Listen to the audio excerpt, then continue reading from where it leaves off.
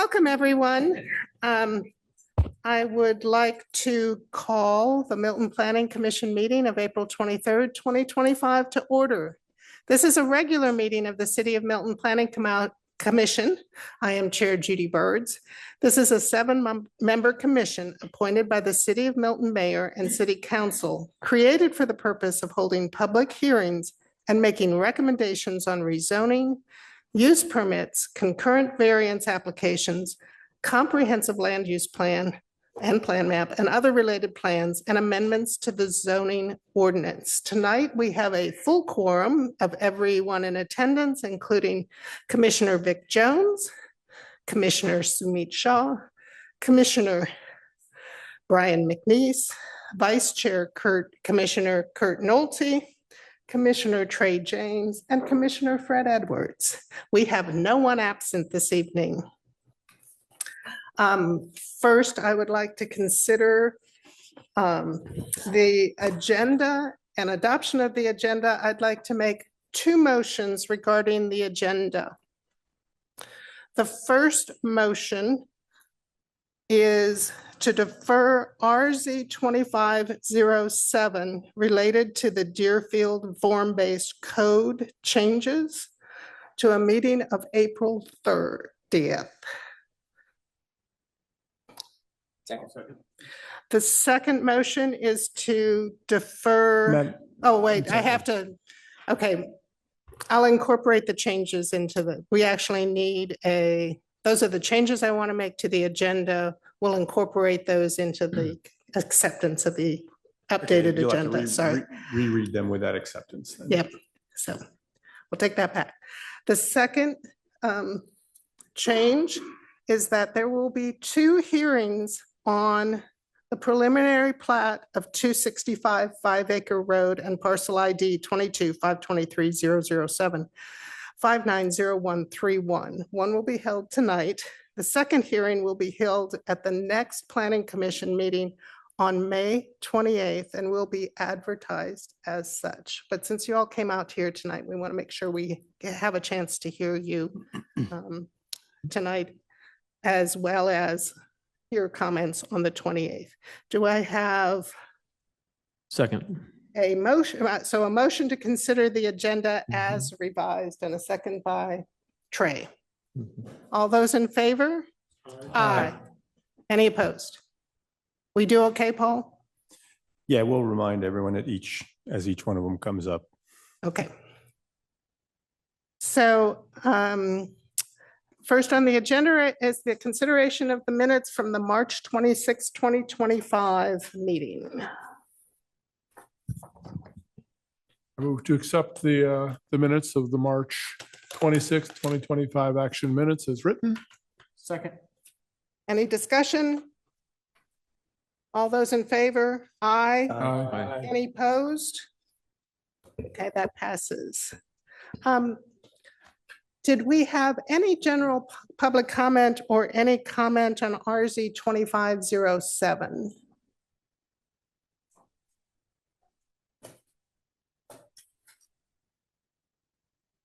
We do not. Okay. So we will close general public comment. So I will next discuss the consideration of preliminary plats. So first, I'd like to make a motion that regarding the preliminary plats, how many comments do we have on?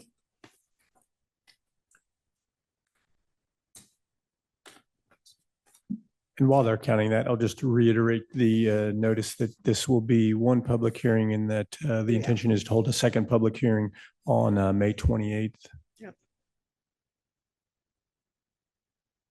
Chairperson, we have 20. Okay. So just a reminder, this is the first of 2 public hearings regarding this preliminary plat. I would like to make a motion that we allow 30 minutes for both those in support and 30 minutes for those in opposition to the preliminary plat, with a limit of 3 minutes per person. Second. Fred seconds. Any discussion? All those in favor? Aye. And of course, we always have the ability, if we need, to extend that for both sides. So a little bit of introduction on the preliminary plat. The Planning Commission is tasked by the city's subdivision ordinance to conduct a public hearing on proposed preliminary plats that have been found to be complete by the Community Development Department. At the conclusion of the public hearing, or in this case hearings, the Planning Commission is required to review the proposed preliminary plat and provide comments and make recommendations regarding the plat to the Community Development Director. The Planning Commission does not approve or reject the proposed preliminary plat, but merely provides comments or recommendations based on the public hearing and the Planning Commission's review of the proposed public preliminary plat, proposed preliminary plat. Just a little bit more as when we get to it, we'll first hear staff's presentation, then we'll hear a presentation by and perhaps have some questions for staff. Hear from those who are in support, hear from those who are opposed, and if there's time remaining, those in support will have time to rebut. Commissioner Burton, also, I just wanted to bring up that I would suggest that I just recuse from this, with me being in a neighborhood directly abutting this potential preliminary plat. Great. Okay. Thanks, Amit. The other thing too, as you're preparing your comments, if your points have been made by the people prior to you, if you're still welcome to get up, I would just encourage you to say, I am in support, I am in agreement with the comments previously made, and I am either in support or opposed to this thing. You don't need to repeat if your points have already been made, but do encourage you to speak. Okay, we're calling the item, so last chance for yellow cards. Okay, go ahead, Miss Robin. Okay. It's up and down. Okay. Good evening, Planning Commission. We're here tonight to talk about the preliminary plat of Epic Townhomes. Okay, and I'm just going to start out with a little bit of background. These two parcels fronting on Highway 9, I'll show you maps. The next slide, on the north side of 5 Acre Road, is within what is called the 5 Acre Road Zone and is zone T4 permissive within the Deerfield Form-Based Code. In the summer of 2014, the city adopted the 9 North Vision Plan. It's also available for your reading on the city's website, which was the foundation for the Deerfield Form-Based Code north of Bethany Bend to the Fulton-Forsyth County line. This is a map, as what I alluded to. This area here is the 4 parcels that were delegated as the 5 Acre Road Zone, and there's 2 parcels on each side of the road. Again, as I said, it is zone T4 permissive. During the 9 North Vision Plan, a facilitator from Georgia Tech worked with the property owners in and around 5 Acre subdivision and the 4 parcels adjacent to Highway 9. These meetings occurred in 2013. Through mediation, a plan was agreed upon on how these 4 parcels should be developed in the future. The plan was approved by City Council on June 2nd, 2014. Below are some of the recommendations produced during these meetings. Here on the left, you can see that they were very specific about wanting to have landscape buffer to be maintained to block views of the redeveloped properties from 5 Acre Road, and it would be required to be a 20-foot landscape strip planted with dense plantings. Also, that there would be a 50-foot undisturbed buffer on the interior property lines, again, to be heavily planted. Another topic that was covered was talking about the entrance to the subdivision. So when these parcels would be developed, they could erect a sign for the 5 Acre subdivision. Again, this is not all the requirements. I can go through them more specifically later if you would like me to, but this is directly from the report. Here on the next slide, we see there was much discussion about the types of uses that were acceptable and unacceptable. So here on the left, we have residential type uses, which include single-family, duplex, cluster housing, townhomes, office, live, work, retail, bank, gyms, assisted living, restaurants, and restaurants with outdoor seating are conditional. And then on the unacceptable, it's automobile services, including gas stations, hotel, motels, kennels, convenience stores, traditional shopping centers, drive-through restaurants, nursing homes and hospitals, and daycare and schools. So here, when this was, you see that townhomes was one of the items that were acceptable. In the form-based code, it references, at least at that time, as row houses, but in the definitions, it's synonymous with townhomes. So just to be clear on that. Further, there were some other requirements that the development will be capped at 10,000 square feet per acre of land, buildings to be 1 or 2 stories tall, buildings will be designed to fit well with the residential character of the area, and then some more stylistic recommendations of the building. Also, detention ponds and dumpsters should be hidden from view, and ultimately, the code requires detention ponds to be underground. The components of the plan were reflected into ordinance within the Deerfield Form-Based Code, which was approved by the City Council in April 2015. Subsequently, on December 19, 2016, the Mayor and City Council approved a text amendment to the Deerfield Form-Based Code Table 10, Specific Function and Use, that preserved the allowance of residential uses, including row houses, or as I stated before, are synonymous with townhouses fronting on Highway 9 only for the 5-acre road zone. The remaining parcels abutting Highway 9 were not permitted to develop as residential uses. So that is the caveat to this 5-acre road, was that even at that time in 2016, that residential be preserved option for 5-acre road.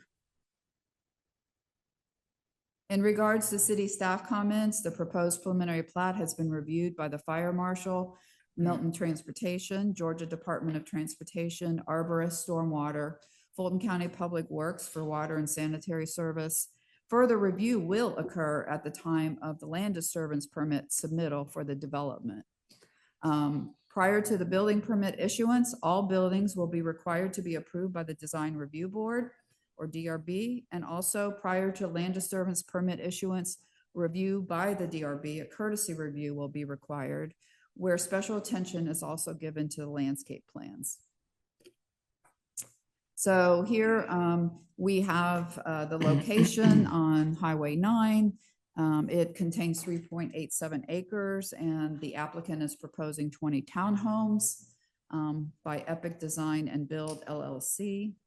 And they do meet the 10,000 square feet per acre. And I'll go into some more detail of how exactly it comes to that equation and equals to 10,000 square feet per acre.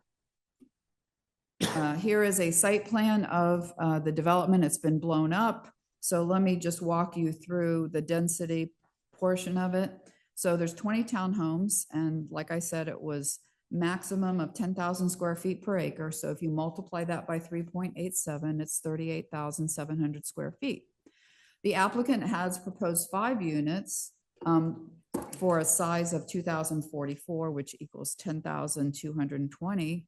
And then an additional 15 units at just under 1,900 square feet, which equals 28,395 square feet, for a total of just under 38,700.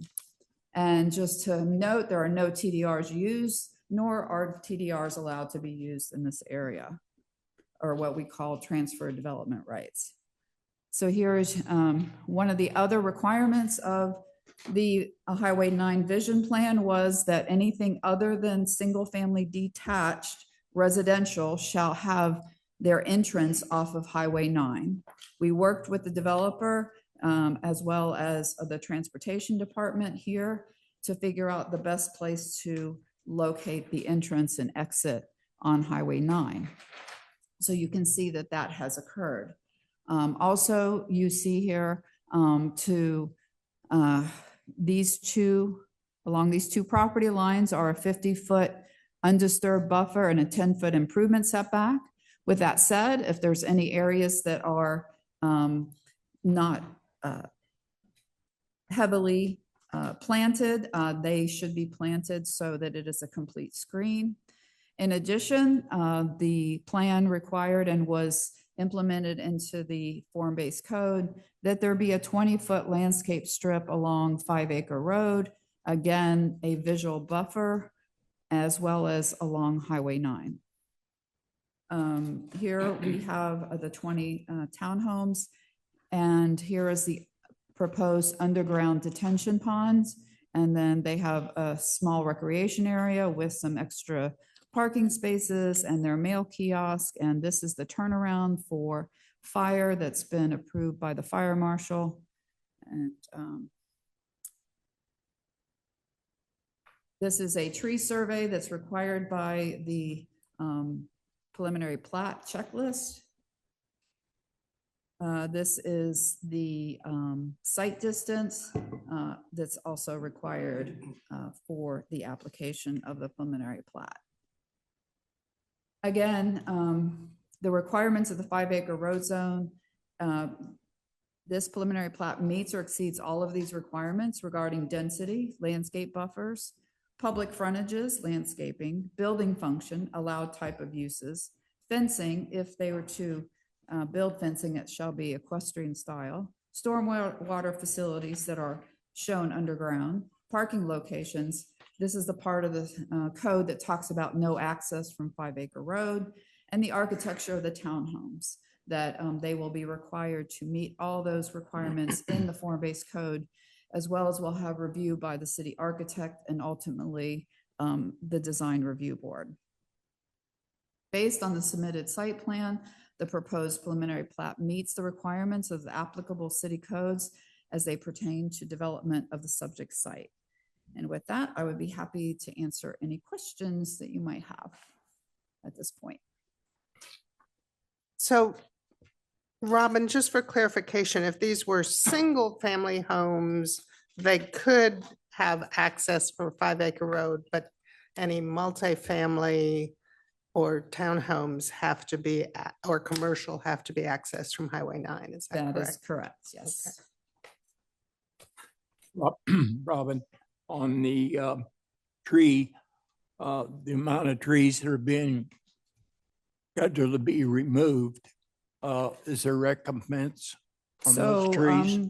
We have what's called the canopy coverage tree ordinance, and for T4, it is required to have 30% coverage of existing. So you look at 30%, so you can, we don't see any problem with them meeting that 30% for the site. With the addition, yeah,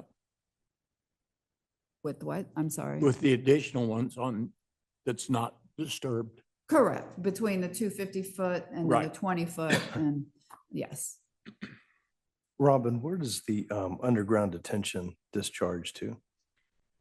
I will leave that to the applicants.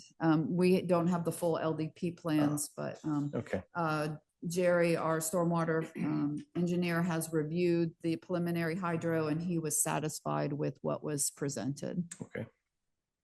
We're talking both parcels as one, correct? There's two. Correct, right. They would be combined together and built. And does the applicant currently own both properties, both parcels? I'm sorry, what? Does the current applicant own both parcels? They'll have to speak to that. I Okay. believe that they do, yes. Okay, and then when you talk about because it's two parcels, you talk about the total heated area, is that by parcel? I know it's by acre. It's by acre, so. Okay, since- but I again, mean, so if you've got obviously, two yeah. parcels, The two parcels together are 3.87. correct. So what I'm saying, each parcel has to have 19.3 or whatever it is. 19,300. I mean, I've calculated it based on, basically the parcel line being disintegrated and then as one large parcel. So, Okay. And that's the way that's normally done? I'm sorry. And that is the way it's normally done? Yes, yes, Okay. totally, yeah. And Robin, am I looking at this correctly when I look at the plat that some of the units to the west have which are overhang parking and which are garages, or are they all garages? They're all garages. Okay, I mean, the applicant is allowed, I think, between 18 and 20 feet for the driveway, so you won't have cars typically hanging out into the street, so.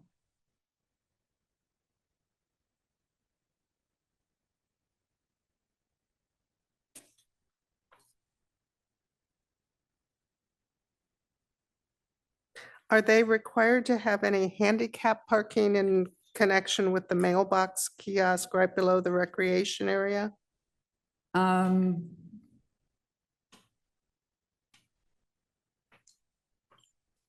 Okay, so once they, yes, they will have one handicap parking space. Yeah. It may not be indicated exactly. it's hard to read that, Yeah. but you guys have the full-size plans. It looks like one of them is oversized. Okay.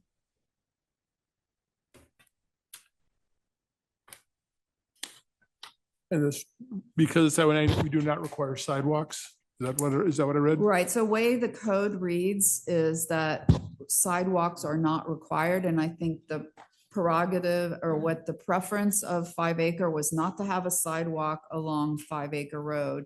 So it doesn't require it. So I would imagine that eventually there would be a sidewalk with the improvements along Highway 9. So, okay, but that's not included in this? There is no sidewalk on Highway 9 on this? Not required. No. I see it to the north toward Crooked Creek and there's a crosswalk, but you can ask the applicant. I don't see it right here, but again, we may not require them to put in, I have our transportation engineer here tonight. Maybe he can answer the question about timing of sidewalks, knowing that sometime in the future, there will be improvements to Highway 9 and whether to install a sidewalk now versus, at a later time.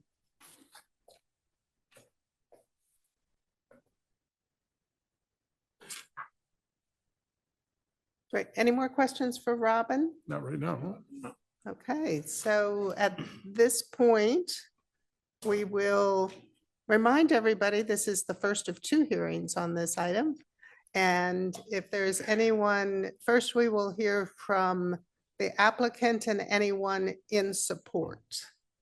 I'll call the applicant. If you could, when you do come up, be sure and introduce yourself by name and address. Good evening. My name is David Saunders with Key Engineering Solutions. I'm here on behalf of Epic Design and Build. Address is 2847 North Bogan Road in Beaufort. I couldn't have presented much better than what she just gave us, so I won't try to reiterate everything that she said, but this is in support of 20-unit townhome development. One thing that I would like to bring up is all requirements from the State Road 9 vision plan are being met. We're not asking for anything not required of us. We've gone through the process of engaging with the neighbors and we're open to discussion and any conversation that needs to be held. We're happy to answer questions, whether it be today or after the meeting. I know there'll be the second one. So we are very much open to it. What I'd like to, is it possible to bring up the site plan again? Oh.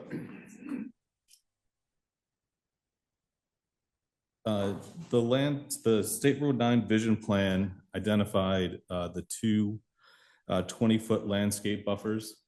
In addition, the 50-foot, and that would be along 5 acre road and along Highway 9.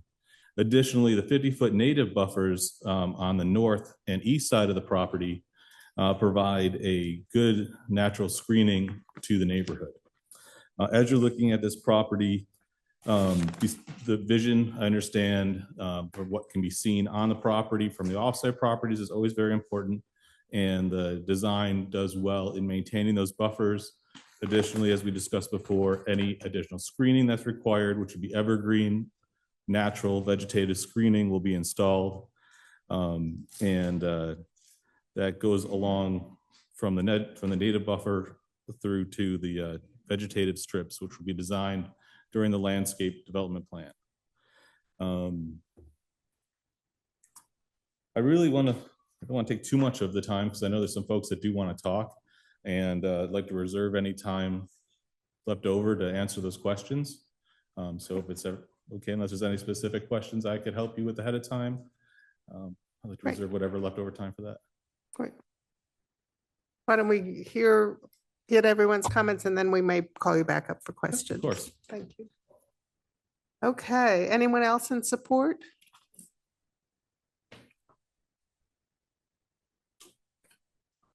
So I have three attendees who have submitted a card who did not identify if they are in support and opposition. So I have Laura Weissong, Laura Bentley, and Van Huff. I don't know if you're in support. If you are, you can opposition. Okay. Opposition. Okay. So then the only One in other support, Tracy. The only other in support I have is Alex. Where is he? And Alex, pardon me for your last name. You're invited to the podium.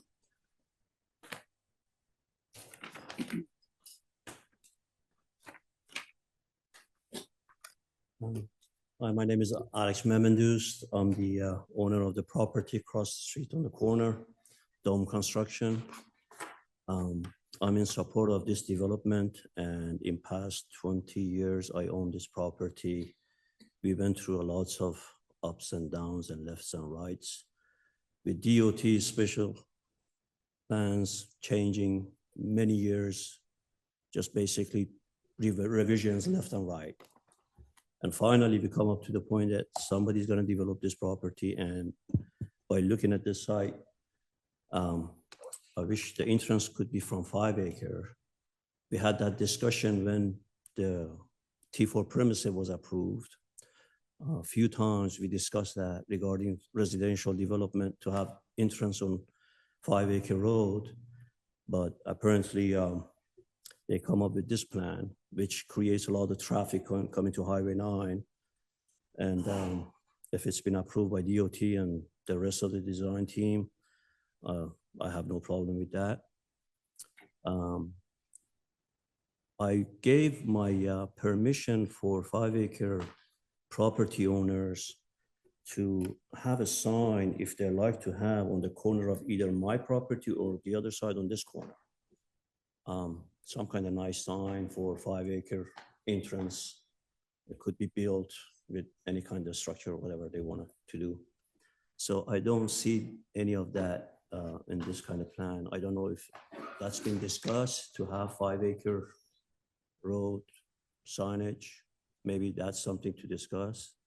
But if they end up putting it on my corner, I have no problem with that.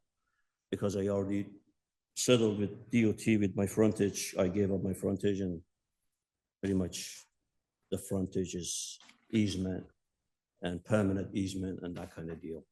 So I had a 1.97 acres, and after I gave up the front to DOT for development, I have 1.89, which is not going to bother me for any kind of signage on that corner. And that's pretty much it. Thank you. Thank you. Anyone else? I would like to invite Patrick Dodson to the podium.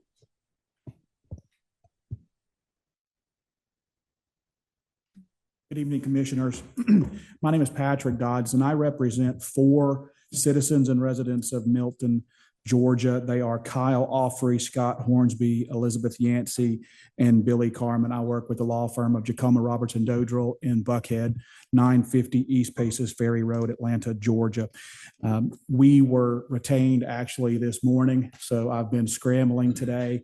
And I had planned to speak a little bit about the request for the deferral, but I understand from your capable city attorney that that has been dealt with and there will be 2 public hearings. So I do appreciate that and thank you for that.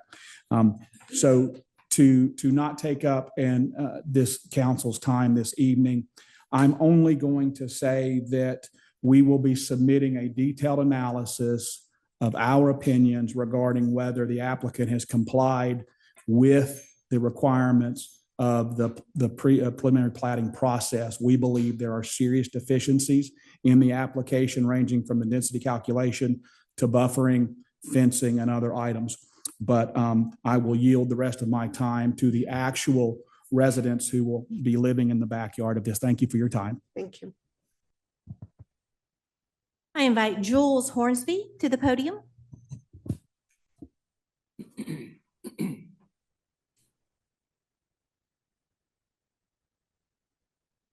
Hello, my husband and I reside at 360 5 Acre Road within the 5 Acre Estate subdivision. I oppose this preliminary plat and defer the rest of my minutes to Kyle Offrey. Elizabeth Yancey, you're welcome to the podium. Hello, I'm Elizabeth Yancey. I've lived on 5 Acre Road, 305 5 Acre Road for about 40 years now, and I'm deferring my time to Kyle Offrey. Thank you.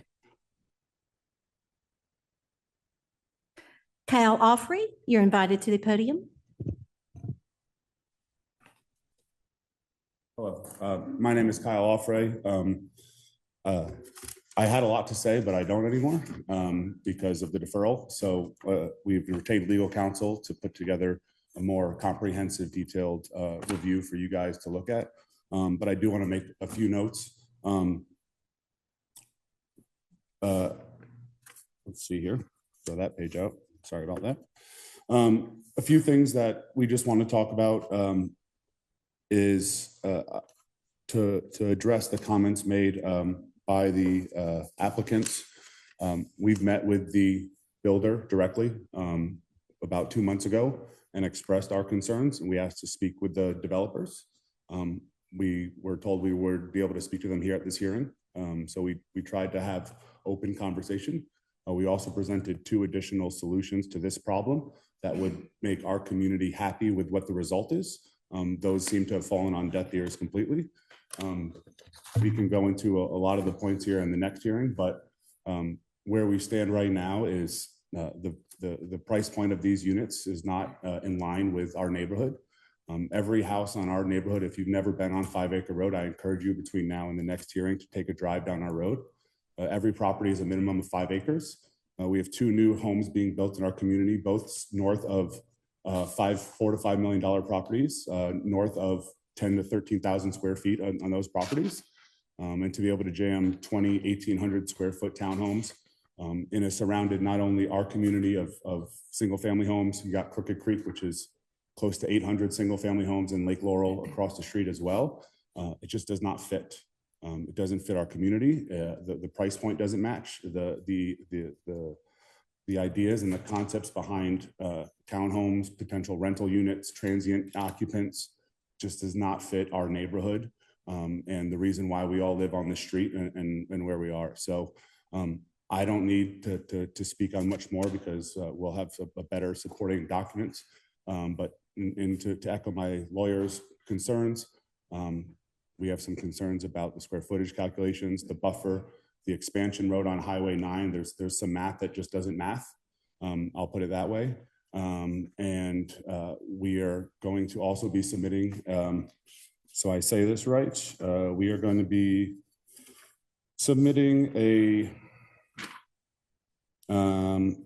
full records request. Let's see, we're going to be submitting a full Freedom of Information Act open records request to obtain all notes from the preliminary plat review meetings, all staff correspondence, comments, and discretionary decisions, a list of all attendees and dates in every applicant meeting, any revised site plans, documents, feed pays, and correspondence between the applicants. And we will also request any and all communications with the Community Development Director regarding warrants or discretionary grants. So just some things that we are going to be reviewing in terms of some detailed plans, but we also have a live petition, which I believe I've already sent you all. We have over 350 signatures for a petition against this project. In the vote to not only defer this application, which we already have, but we are looking to also a full recommended denial of this program. So the list of the petition continues to grow. If you do not have that, I can share with you that link. Well, by the time this next round rolls around, we'll probably be north of 500 to 600 people within those three communities. So that was within 1 mile of this location that do not want this built in this density and this capacity. As you guys are well aware, the Highway 9 corridor right there is already somewhat of a travesty. Obviously, there was a death last year just right down the road from where we live. Now adding these units, U-turns on Crooked Creek and Lake Laurel to an already, I mean, it took me 5 minutes to get up our road today to come here. So there's a lot more safety concerns that we'll be, again, voicing over the next month or so. But those are all smaller things. But when it comes down to what you guys look at in terms of the site plans and the technical and the laws. Time has expired. We are. Time has expired. All 9 minutes? I had those two deferred their time to me. Continue on. Thanks. So again, according to that stuff, plus the legal issues that we believe are in place, we will be ready to and prepared to present a more detailed argument come the next hearing. So with that, I just want to say thank you all for being here. Thank you for your time. You guys are also citizens of this community. And so I hope what we're saying echoes to you guys as citizens and neighbors and part of this community. So thank you. I'll defer the rest of my time. Thank you. Billy Carmen, you're invited to the podium.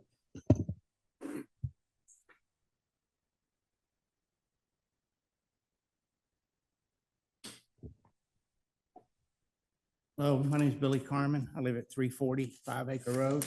Have lived there for about 35 years now. And I'm kind of a numbers guy, and I'm looking at your plat that you have up there.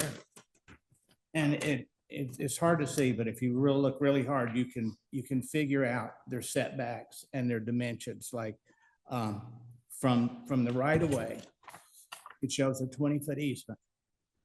Then from that right of way to the street that runs in front of these units, you have 100.77 feet. Then you have a 50-foot right of way. And from that right of way to the back boundary of the setback, you have 116.57 feet. That's a total of 287.34 feet. If you take the plat from the original subdivision,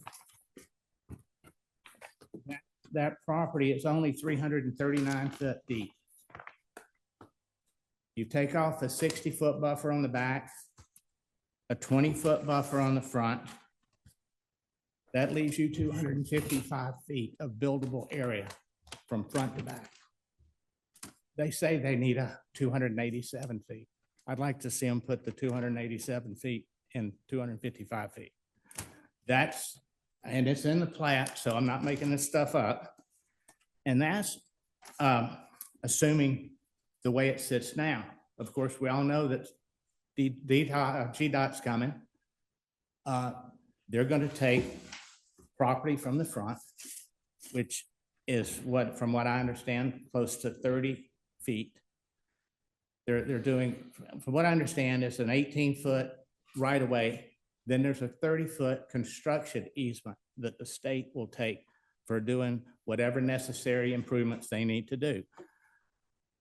Therefore, that pushes their 20-foot buffer 30 feet farther back, which takes away more property that they have to build on. And if they, and they say, well, we'll just shoot everything back. Well, they're already on the buffer of the back now, so they can't move it back. So the only way I see this happening is they eliminate some units to make those numbers fit, because it just doesn't, the numbers don't add up. So also where's that? I'm sorry, I'm not very good at this stuff, but there was also a 10-foot buffer which backs up to the 50-foot undisturbed buffer. And if I'm looking on here, and I don't know how that works, the right of way for these streets goes into that 10-foot buffer. If you'll notice, it go all the way up to the 50-foot buffer. I didn't think you could build or disturb anything inside of those buffers. So with that being said, I'm glad we're going to do a deferral, because we need to get the state involved in it to find out exactly how much property they're going to take off the front of this land, and can that 20-foot landscape buffer be included in the state's 30-foot construction easement. So those are just some numbers that I'd like for you to reconsider and look at. Thank you very much.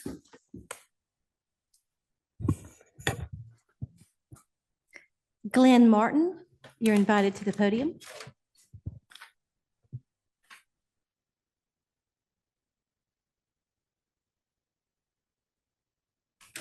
Good evening, Commissioners. Thank you for the opportunity to speak.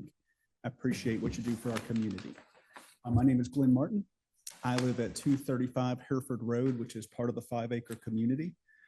I am in general concurrence with the opposing comments that we've already heard. I would just say to you and to the applicants, we are not opposed to development of this parcel. That's not why we're all here tonight.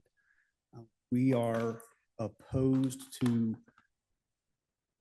the current development plan. The high-density townhomes just do not fit with the 5-acre community. They don't fit with Lake Laurel. They don't fit with Crooked Creek. And we would welcome the opportunity to work with the city, work with the applicant to talk about what does fit, what can fit on this parcel. I know, the applicant mentioned that they had reached out to us to try to facilitate those conversations. If that occurred, it certainly occurred without my knowledge. So we've heard nothing kind of about this. There's been no effort, as far as I'm aware, to have those conversations. Like Kyle Offray said, we've tried as a community to spur those conversations, and it didn't happen. That's what I would like to see come out of this, is really some cooperation and some coordination, so that we can end up with a proposed development that meets the context that this parcel is in, and meets the vision that Milton has for the future of this area, and jives with the reason that all of us chose to live in this area.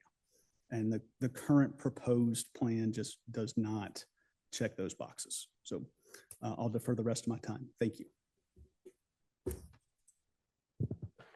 Laura Bentley, you're invited to the podium.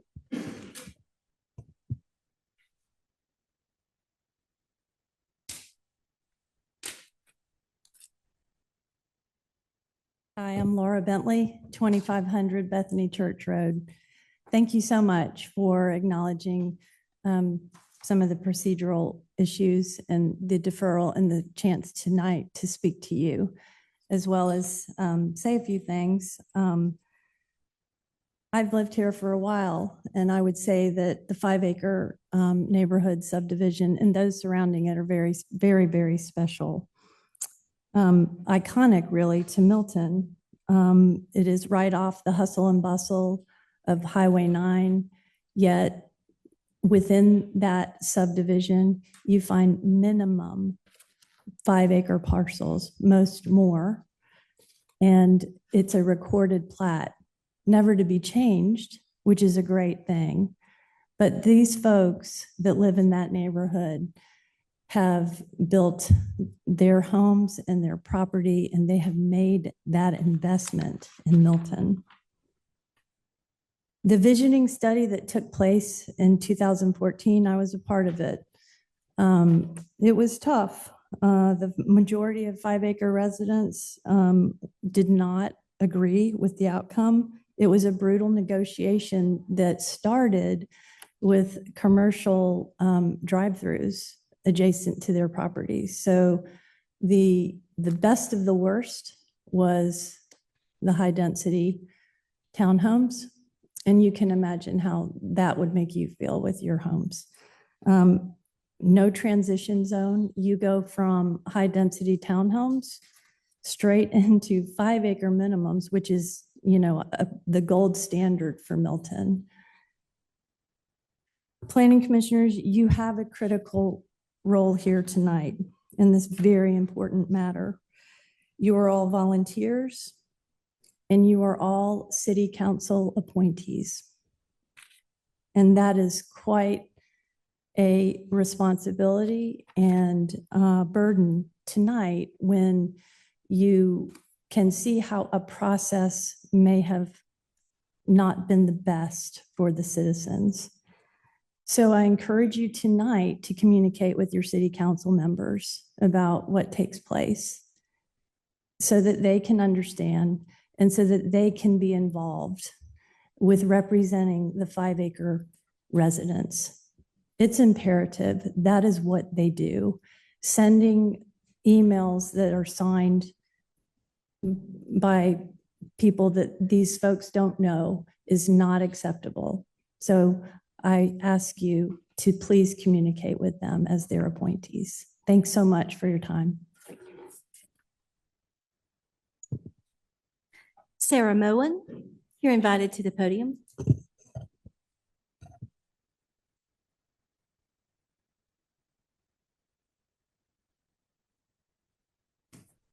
Sarah Moen, 130 Providence Plantation Drive. I'm here as a distant neighbor of the 5 Acres community who has lived through a similar nightmare in the recent months. And I just want to make a point. The neighbors were sent a letter from ComDev staff unsigned on April 16th, 2025. And there's a point that I just wanted to bring up. Quote, in 2014, after extensive community input, the city adopted the 9 North Vision Plan, unquote. According to the packet, a facilitator from Georgia Tech mediated with the 5 Acres homeowners and the owners of the 4 adjacent parcels. Our neighborhood was asked multiple times to do something similar and agree to conditions outside a public and completely transparent process. What happens on Highway 9 affects more than just 1 or 2 neighborhoods, just as it would have in our neighborhood. Backroom deals that preclude the entire city from being involved should not be the standard practice. A pattern seems to have unfolded in the city regarding zoning, one where residents feel misled, misinformed, not informed at all, or coerced into agreements because they believe they have no other options.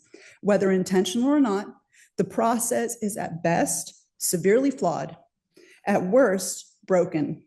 By right language within the UDC needs to be scrutinized and changed or removed so that homeowners, not developers, are protected. Thank you.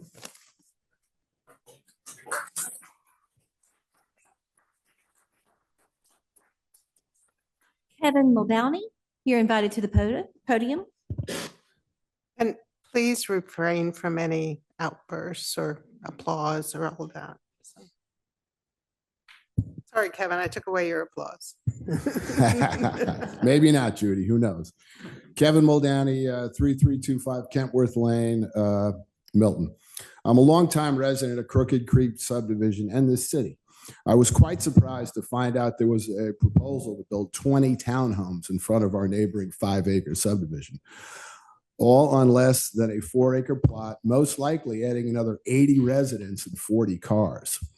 5 Acre is a very Milton-esque subdivision with large 5 Acre homesteads, 58 full-time residents. Crooked Creek is an established subdivision, mostly 1 to 2 acre homesteads. And as I understand it, the largest single voting block in the city. Shoehorning in these townhomes in front of 5 acre and directly next to Crooked Creek is an attempt to completely change the character of our neighborhood. I realize the letter of the law may allow it, but we had a situation at the Trophy Club property where Bob Buscemi did a fantastic job of working with the developers and convincing them to subdivide it into much larger plots, successfully avoiding a density problem and offering a unique luxury product. A development of 20 townhomes on 3.7 acres sandwiched between 2 established subdivisions with 2 to 5 acre plots, I'm sure you would agree, is completely out of character. The developers and the existing residents would be much better served with an offering of 6 to 8 more luxurious homes on the property. I understand that the developer as well as the builder have no experience building townhomes. Keep in mind, Highway 9 widening project calls for a solid median. The resulting increase of traffic from this development will cause undue hazard, especially at the newly necessary turnarounds. The development is also intent on tapping into Crooked Creek's existing wastewater sewer system. Limiting the number of units should alleviate any concerns of unduly taxing that system. As you can see, the proposals caused quite an uproar among longtime residents. It is quite apparent that this project in its current state is not a fit. It is necessary to reduce the scope of the project and make sure it will fit with the existing character of our immediate community and GDOT's Highway 9 widening impact on easement and vehicular safety. Thank you. Come on, guys. Come on.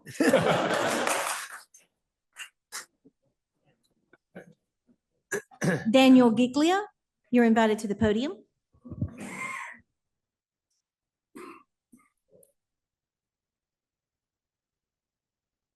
Hello, thank you for the opportunity today to speak. My name is Daniel Giglia. I live at 210 Hereford Road. Been there for 42 years in 5 acre estates. I am a real estate developer in Alpharetta. We've done over 400,000 feet of office space, as well as subdivisions in Roswell, Cumming, Alpharetta, and Canton. We are pro-development. However, we do want smart development. The goal of our projects is to add value to the submarkets we participate in and the surrounding properties. This proposal doesn't fit the vision from Milton and the North Fulton submarket due to the high density it yields. 5 acre estates basically is an example of the low density the city of Milton promotes. Assembling townhomes to the entrance of the 5 acre estates conflicts with the vision of Milton and creates a negative impact to property values of existing residences. We respectfully ask your consideration in not approving or recommending this proposed development to move forward within the T4 zoning of Milton. That's all I have to say. I appreciate your time. Thank you. Thank you. Tony Stewart, you're invited to the podium.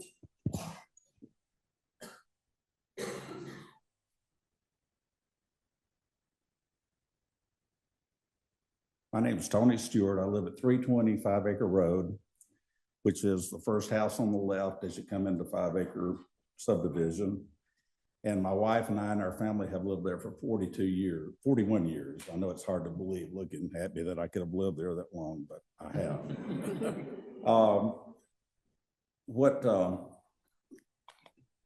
I was on the visioning committee with several other people here back in 2013 and 2014. And from what I know about the visioning committee, I have serious concerns about whether this development meets all of the requirements that we came up with. But apparently we are going to gather all of our concerns in one document and bring it to you on the 28th. But I would like to say that with the exception of Rob and with the exception of Alex over there, we've talked to a lot of people in Crooked Creek. We've talked to a lot of people in Lake Laurel, and we've talked to everybody in 5 acres. And I think these are the only 2 people within 2 miles of this development that's for it. I mean, I would bet there's 500 people or maybe 1,000 people that would be against it, that don't want to see this come in because they don't feel it's in the character of the neighborhood. And we just feel that we established the city of Milton to prevent stuff like this, and that this is just not what the city of Milton is about. And the final thing I'd like to get into is, I don't know who, and maybe this is not part of, should not be part of this discussion tonight, but I don't know who they're planning on selling these to. These are tiny townhouses with no amenities. Anybody that's under the age of 30 or 40 is not going to have enough money to buy these things. Anybody that's a little bit older that have kids would have no interest whatsoever in these townhomes, because their kids would have to do all of their playing, do all of their living on that 10 by 10 patio on the outside of the townhome. And then anybody my age would not be interested in these townhomes because of the stairs. I mean, sooner or later, somebody my age is going to fall down these stairs and break their neck. So I don't know who they're planning on selling these to, but if they would consider putting like 6 to 8 cluster homes that were 3,500 to 4,000 square foot on this property, they would sell like hotcakes. They could probably sell them for $1.5 million a piece. The community would be in favor of it. So I just don't understand this project at all. It seems like, it doesn't seem viable, and there's a lot better developments that could be put on this property that would be better for them and would also be better for the community. Thank you. Thank you. George Smith, you're invited to the podium.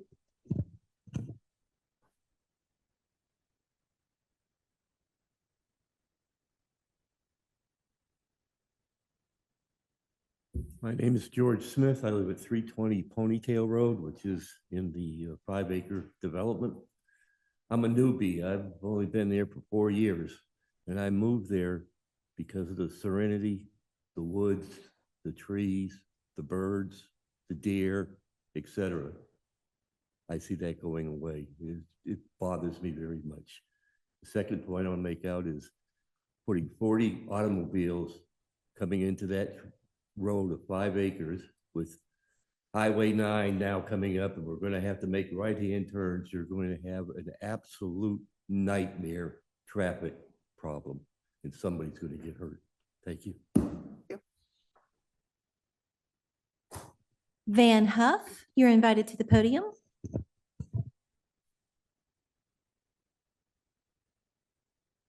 Good evening. I'm Van Huff. I'm at 325 5 Acre Road. I'd like to draw your attention to just 2 things that one of them that hasn't been mentioned. It's not obvious from the plot itself. The plot in question is on the high ground, and my residence is on the low ground. And by that, I mean, if you do happen to come to our neighborhood, you'll see that we are hills and valleys. Our property actually has a valley, and all of the runoff from each of these properties, from Highway 9 to my property, naturally runs off into a valley. And so what you may see on the plot in terms of storm coverage and everything else doesn't tell the whole story, because the reality is we're going to have runoff off of that property, and it's going to be very different than what we have today. I can't tell you, I won't claim any expertise. I can't tell you what that means, but I would suggest that it should be a matter for consideration.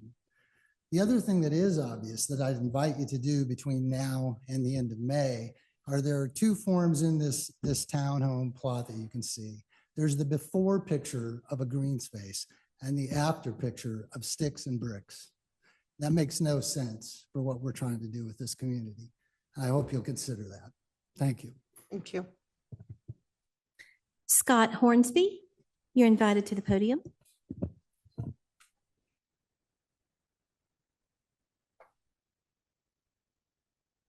Good evening. My name is Scott Hornsby. My wife and I have lived at 360 5 Acre Road since 2013. If you'll allow me, I'd like to read a brief letter from one of our newest residents that Kyle Offrey referred to that's building a house.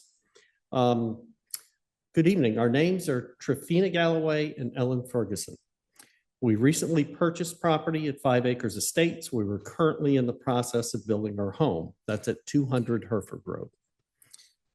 We chose this community intentionally for its large, low-density lots, peaceful setting, and the rural charm that sets Milton apart. It's a place where we envision building not just a house, but a long-term home surrounded by nature, space, and a like-minded community that values the same things. We are strongly opposed to the proposed development by Epic Design and Build LLC to subdivide 3.8 acres on 5 Acres Road into 20 townhomes. A dense, high-traffic project like this is entirely inconsistent with the character of 5 Acre Road and the surrounding neighborhoods. It threatens to fundamentally change the identity of this area, something we and many others moved here to preserve. We also share the same concerns that have been raised by our neighbors, especially the safety and traffic impacts.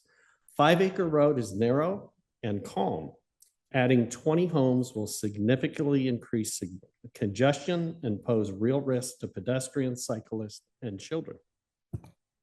And with the new Highway 9 median, the only way in and out for these townhomes will be through U-turns, through neighborhoods like Crooked Creek and Lake Laurel, communities that already are dealing with their own traffic pressures. This is not just about inconvenience. It's about responsible, thoughtful development.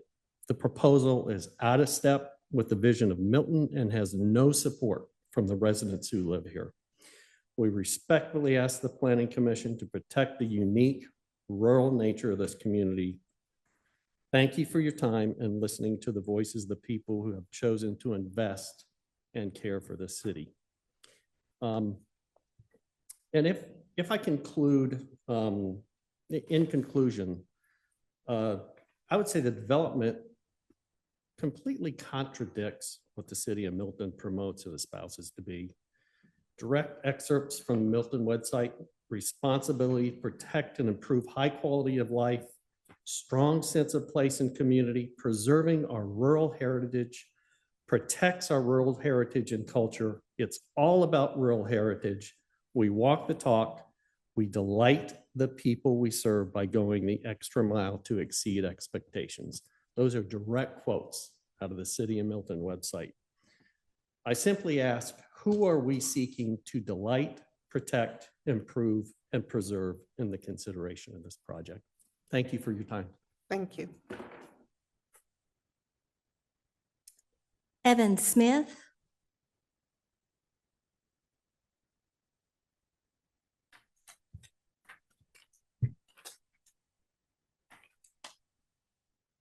Hi, Evan Smith, 300 Ponytail Road.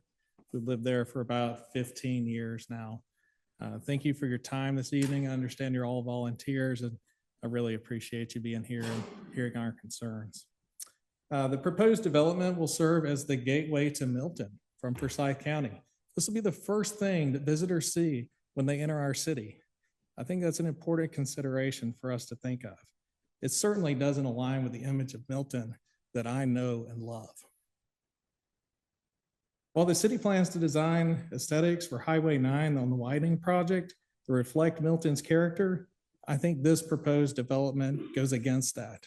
So all the work that we're doing to make the widening of Highway 9 look and fit with the city, I think we need to take this into consideration as well.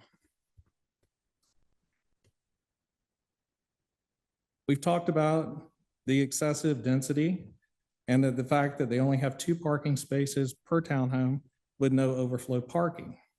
I think this lack of parking space could put undue stress on 5 Acre neighborhood and potentially compromise safety, as our neighborhood lacks sidewalks and room for any street parking.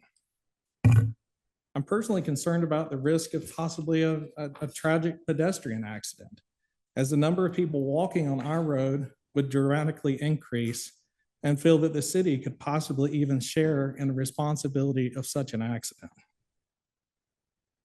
I think most of my other concerns have been addressed by others tonight, so I won't keep you any longer. I know you probably got families to get back to as well, but strongly opposed to this, but not opposed to development, as others have mentioned. We're just looking for development that fits the context of our city that we love and our neighborhood. Thank you. Thank you. Debbie and John Chandler.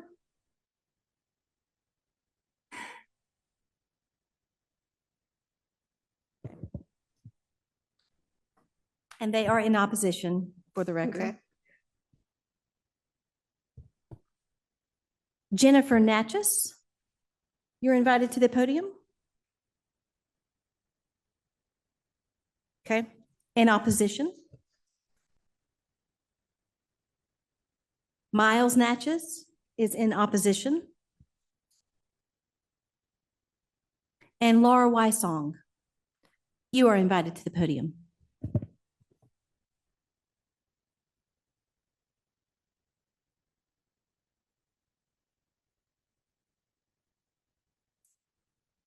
I am Laura Wysong. I live at 14305 Creek Club Drive in Crooked Creek subdivision next to our friends in 5 acres. I just wanted to point out a couple of things. A couple of folks spoke and I kind of want to follow on that. The Highway 9, the 2013 Highway 9 visioning process that led to 2014, I was in some of the early meetings. And so I listened to as some others spoke here who have volunteered for this city. After going back through a lot of documents, the process to me was extremely flawed. And I'll explain to you why. First of all, the key stakeholders were not all brought to the table. We were missing HOA boards, including Crooked Creek and Lake Laurel, who's right across the street. They were not involved in this process. We had no key city board chair members at any of those meetings. DRB, BZA, Planning Commission should have had at least one of those representatives listening to these discussions. There were no city council members at those meetings who represented our area, except for one that just spoke. So that we were missing key stakeholders in these meetings. Following the visioning sessions, there were no summary or findings or recommending zoning changes that were sent out to all the people that participated so that they could look and say, oh, is this what happened? Is this what we said? And then provide comments back and then send a completed document so that everybody knew what was going to move forward. That never happened. So the zoning changes that were proposed had no final input from participants and key stakeholders. I think that is extremely problematic. So many of the notes prior to those roundtables, some of that information to me is inaccurate. I sat and listened to people. That's all I did was listen. I wanted to understand what people wanted. And some of those things it's not, and it's reflected in the comments that are being made today. That is not what people were saying. So I have huge concerns around how that turned into zoning changes and how those were voted on. I think that's extremely flawed and very concerning to me. The bottom line is no one reviewed this work. And I really think that is not what this city is about. We're better than that. I mean, there's a lot of us, many in this room up here, who have worked for years, who helped get the city in place, spent many countless hours driving to Fulton County, downtown, trying to get rid of terrible zoning cases, speaking on behalf of everybody here who got stuck with the junk on Highway 9. And now look, I'm standing here, we're talking about high-density townhomes. Really? Come on. It's shocking to me and a whole slew of other people who worked really hard. It's very disappointing. And I know it's very disappointing to these people who live in a great neighborhood, and we live right next to them, and we like them. We all like our area, and this would extremely ruin it. It's extremely sad. You know, we're supposed to be doing Highway 9. We're supposed to be visioning. We put things on hold. I don't even know why this is here, because we don't have that done. So why are we here?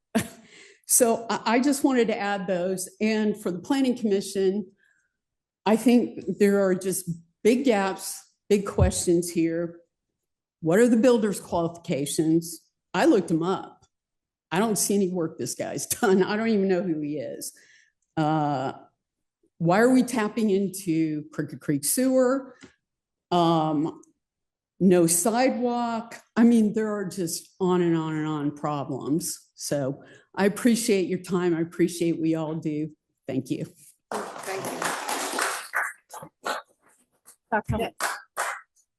That concludes the public comment Great. cards that we have. So at this point, that concludes comments on this item. At this point, I'll open it up for questions from the commissioners. All right, no, wait a second. We're supposed to allow rebuttal for the applicant. I'm sorry. Keep me on my toes. Do you have any, so take that back about concluding public comment. He still had time left. Go ahead. Thank you. I appreciate that. I just want to comment on a couple things. I hear all the comments that the neighbors are saying, and the point of the development is to abide by the vision set forth by the city in agreement with the neighbors. There's a whole mediation process that happened in 2014. Here we are in 2025, and we're abiding by that process. So I just wanted to bring to your attention some of the alternatives that were also approved, including office space, restaurants, gyms, assisted living centers, stuff with restaurants with outdoor seating. What that brings to the community is noise, a whole lot more traffic than working townhome community. And what the vision specifically called out was State Road 9 is getting a heavier amount of traffic, and we're going to see that with some DOT revisions. And the consensus was the lots identified in the State Road 9 vision plan were not suitable for fronting residential homes. The plan of the developer is to put heavily buffered, forever green landscape between the road and the community, and then between the townhome community and the existing residents. I feel that this provides the best possible solution for what's already approved in the vision plan for developing these two lots. I'm sure if you ask any neighbor for any developing lot, they prefer it stay vacant and there be no traffic and no lights and no noise and no people. And who wouldn't want that? What we have here is a plan for utilizing the space in the most practical solution, which does provide for what I feel is a great fit for the community. And based on what everyone was saying, it provides for keeping more of a rural sense based on the screening, based on the amount of hot traffic that'd be going through. And I would like to say that the developer is committed to building a quality unit.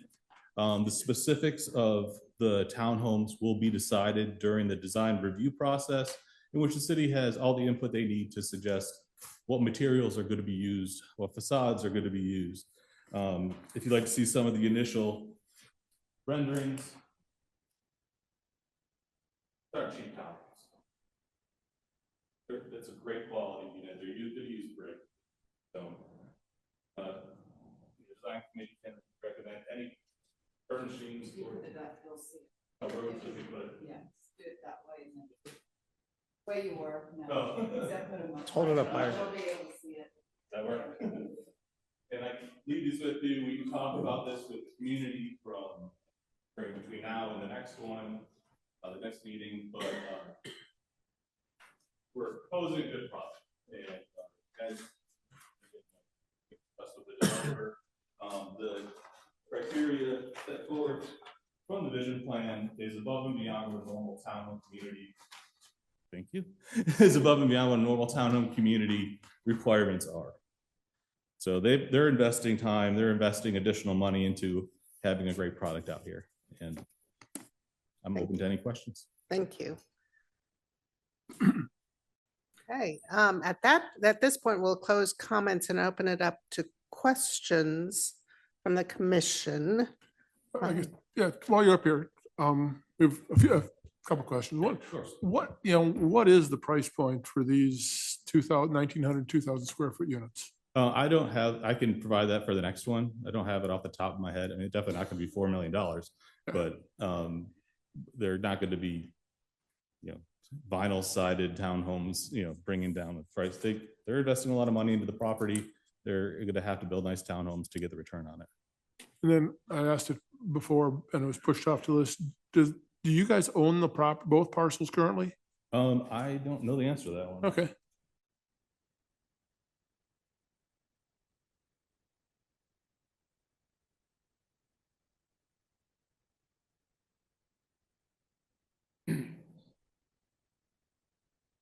They were saying the price point of the townhomes is going to be close to $1 million, and they're using, fine quality materials to get to that price point. So they're looking to enhance over a traditional townhome community. And I don't know the answer about who owns it at this very second, but.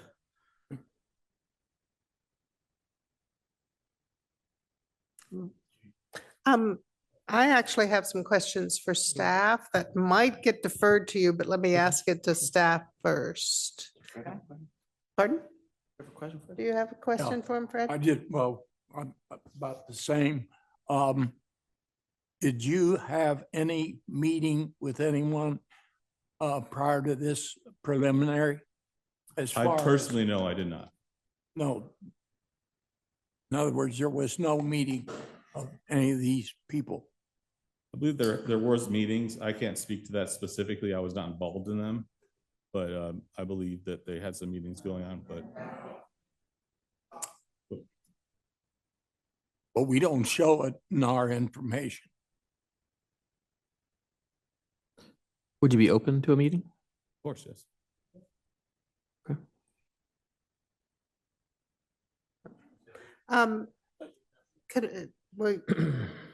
We need to focus this on that. Any other questions for staff or the applicant? I have one question regarding traffic. I'll direct it to you, Robin, and then you can say who will answer it. So I'm noticing on the site distance plan that we're only seeing the site distant to the east-northeast of the proposed development and ingress and egress. Is that because you're only planning to allow right-hand turns into and out of the development? Yeah, I'm going to defer to our transportation engineer, to Rob Del Ross with the city.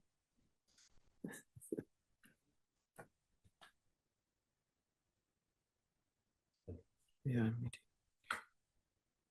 Good evening, commissioners. I'd like to read straight from an email I received from Georgia DOT District 7 that answers this question. I asked them, will you be allowing full access at this location as part of your review and approval? The response from the state DOT is no, we will only be allowing right in, right out access in the proposed location.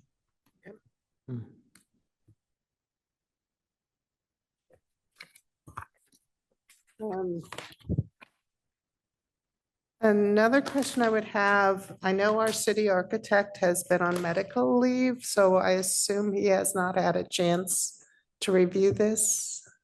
To review the development or architecture? The proposed development, because he's really good at site layout too.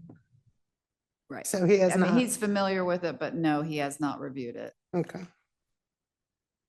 Are there any, are there any parking requirement? What are the parking requirements for a development like this? Is it just the two? It is just the 2 per unit. And then on their site plan, I believe they have either 3 or 4 other parking spaces, of which one would be handicap for the mail service. So yes. And then the area to the northeast of the development, is that a place for like fire engines to be able to turn around? Correct. That is a Okay. requirement for the fire. So marshal. that would not be allowed for parking since it has to No, be for no. emergency vehicles. Okay.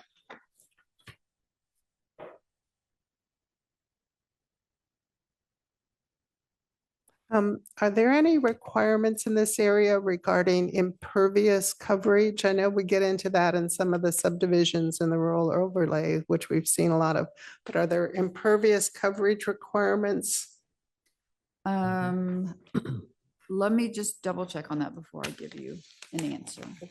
Because some of my questions, it looks like from the schematic that the outflow from the detention pond is to the northeast into the buffer.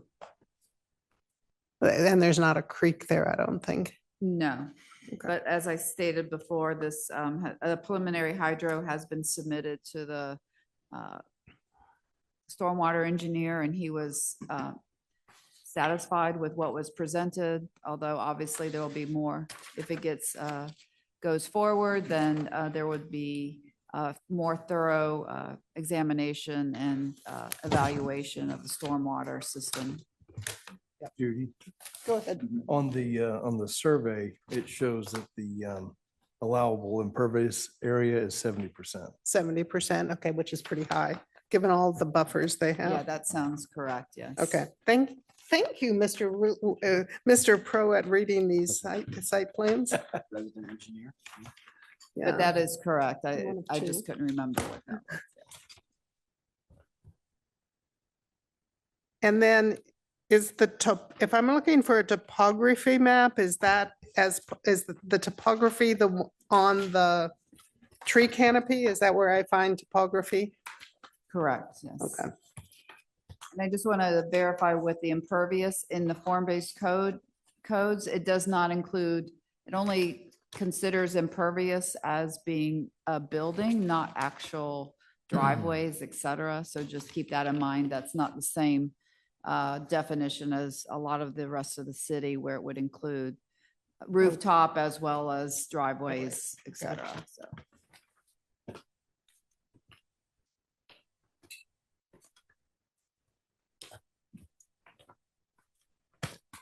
To answer your question about that retention area, it'll all be specifically designed in the hydro report that we're talking about, but that's typically the detention areas are designed for certain storm events, and then the 100-year storm event, they provide overflow. So that's why you typically see those outfalls. Right. But One more question for Robin. Given the size of this development, was a traffic study required? It was not required, but if you have any further questions, maybe Mr. Del Ross can answer them. Yeah.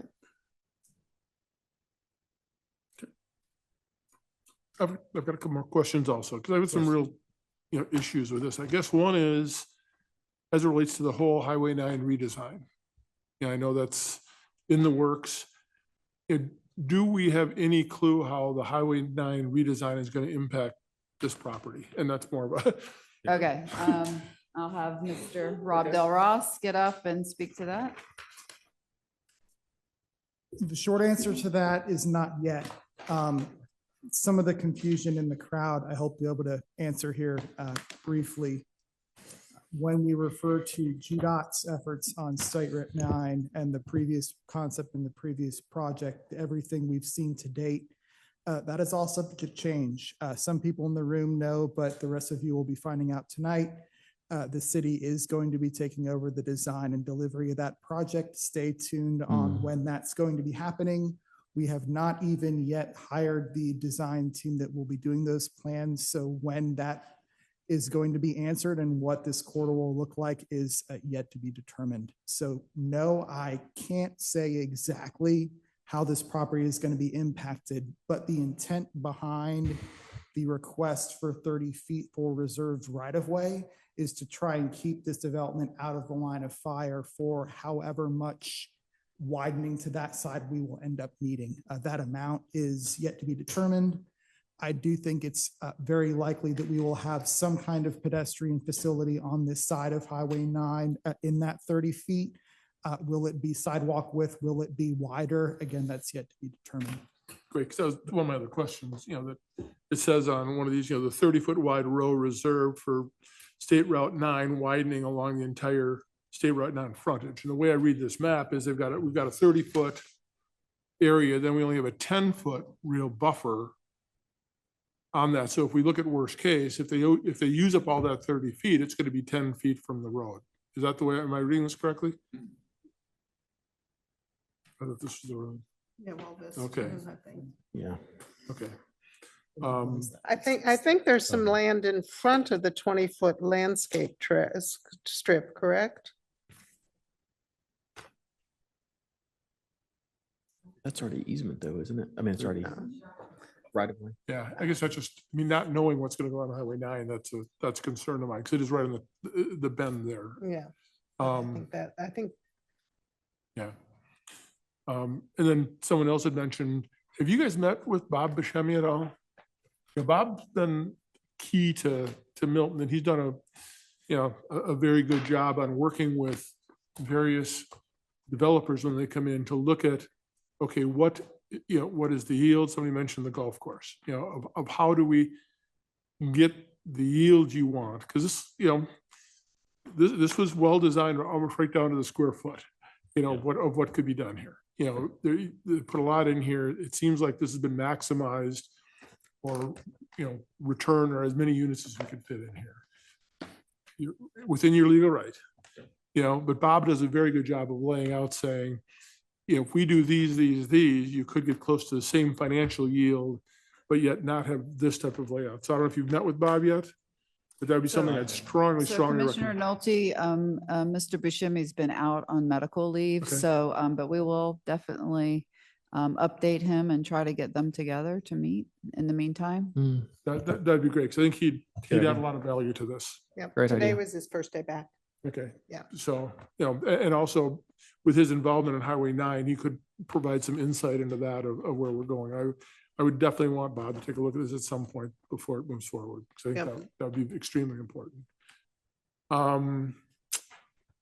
Let's see. Yeah, I mean, it's just, again, it seems like, as someone said, it's lawful, but I think a lot of people would kind of say it's lawful, but it's awful. I mean, this is really crammed in there. You guys are meeting along the law, which you have every reason to do, but it's just, I think everybody here wishes there was another way that you guys get the yield you want without having this type of footprint, this type of situation. I will say that on a two-dimensional site plan, it's tough to gain perspective on what that looks like from the road or from inside the community. When we can do 3D rendering showing the landscape buffer, because as it looks now, it looks very open, looks very in your face. Right. But there is a 20 feet along both roads of forever green screened trees that will make a huge difference on the perception or the actual reality of what you're seeing when you're driving down the road at these facilities, and also on the backside, what the neighbors see. Right. Well, and that's kind of, and I've said this from here before, that's kind of what makes our job difficult, is because you buy a piece of property, you have property rights to go along. We all have property rights here, right? And that's a lot of our value, our net worth is tied up in what those property rights are. But then how do we, work together to get something that everybody can agree on? And that's where too is, I think, maybe sitting down and meeting with the neighbors, with having maybe someone from the city involved, going through this to see if there are any alternatives to this. Because I think if you guys can get the return out of this that you guys want financially with a different footprint, I assume you'd be all for that. Maybe. I can make a Big decision, assumption, but so that's kind of what really concerned me, was we don't really know what's going on with I-9, and just is there any other alternatives to this Completely understood. And like you said, this does fit the vision plan. It fits the requirements the city puts out in terms of every possible scenario. And I think looking at it from a couple different perspectives and hearing the neighbors' concerns, I feel like there would be a very viable solution here. Great. One other thing, there was a question raised about the math doesn't match. Since we have some time, Tracy, if you can get your scale out and just double check to make sure the math adds up. And That was my question. Who's charged with approving the math on setbacks and buffers? Is that, Staff reviews it, so Yeah, we'll go staff. back and re-review it and. has it been reviewed already? Yes. Okay. Yeah. Yeah, but It just double, appeared to be correct, but we will be glad to go back and reevaluate, so. okay. Any other questions? Otherwise, we will be hearing this again in a month. Well, I think Judy, that was what I was going to say. I have several questions, but until it's decided at the next meeting what it's going to look like, whether or not this numbers, which we've heard, don't add up, that we're looking at a totally different, what I would say, preliminary plat. So any other questions, Paul? At this point, do I table discussions to the next have a few. meeting? Do we, oh, I'm I've sorry, got a Trey's couple still, more. never mind. You can think about the answer to that question while Trey goes.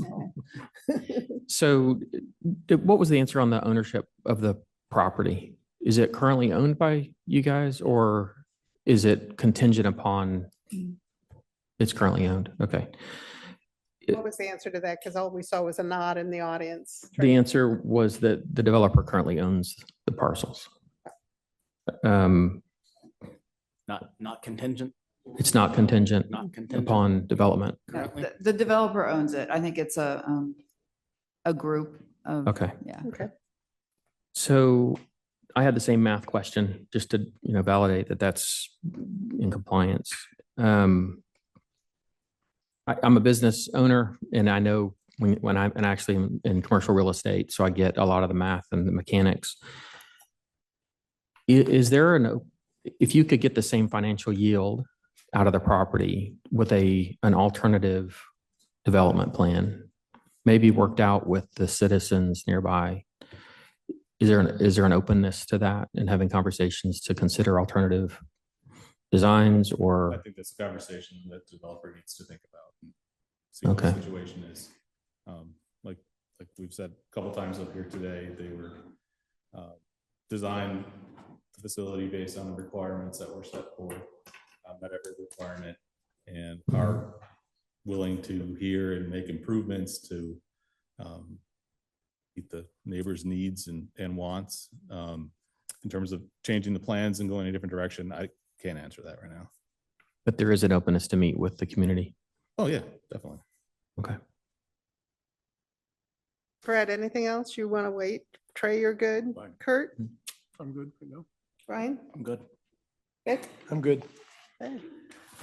Do I move to table? Do we move to close? What's the proper term? Motion to postpone to the next meeting, continue a public hearing, to conduct a public hearing and then make the recommendations. Okay. So I'm making a motion to postpone further discussion on this item until May 28th, the planning commission on May 28th, which will be advertised. And at what time the board will make its recommendation. And it will be to conduct another public hearing. Yeah, it will be another public hearing. You're all welcome to come back and talk again. I'll second that. Okay. I'm sorry, who was, did the Second. second? Fred, Fred? Yes. Okay. We need a all motion. those in favor? Aye. All those opposed? Hearing none. Thank you all for your participation. You're welcome to stay for the rest of the meeting. But why don't we take a few seconds pause because it looks like a number of people just don't want to hear about the text amendments on use permissions for assembly halls. But we get some meat back. And we get some meat back. Yep. Thank you for putting up with me stumbling through that. Okay, thank you.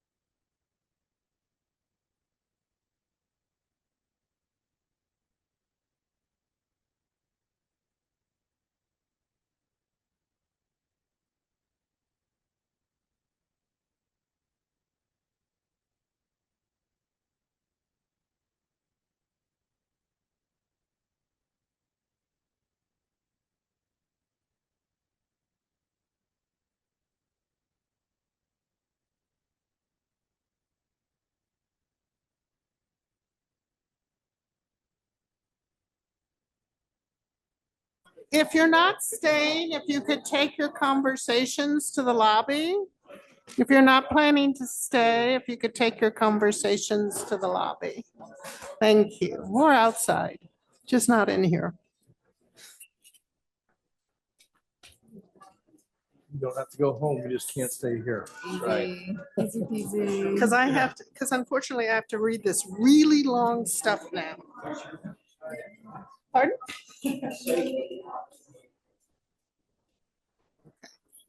You do realize that when I said he's a city architect, Tom's the city architect. But I I also, want to reiterate. right. Not for the protection side, but I want to bring him.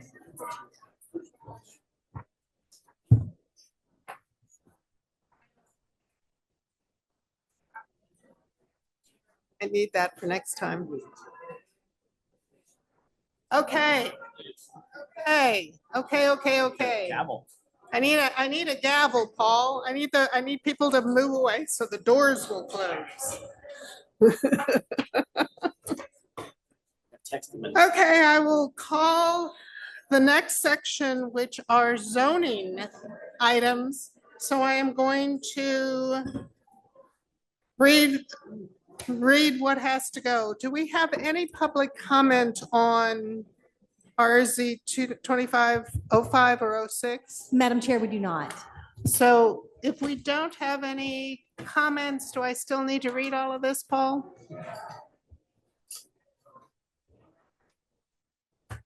Call for any comment? Pardon? Do we have any comments on RZ 2505 or RZ 2506? We do No. not. Okay, No, then, okay. Since we have no comment, I don't have to fill out the rules about how to make a comment. So I will say that we are going to hear the petitions in the sequence listed on the published agenda, and each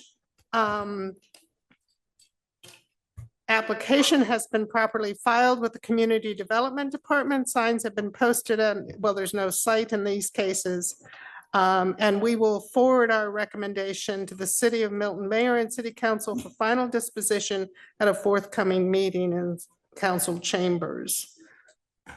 The Community Development Department has reviewed each application in conjunction with various agencies and departments, both internal and external to the city if applicable. Community Development Department's recommendations, findings, and conclusions are here before us in written form, which has been made available to all petitioners and to the public.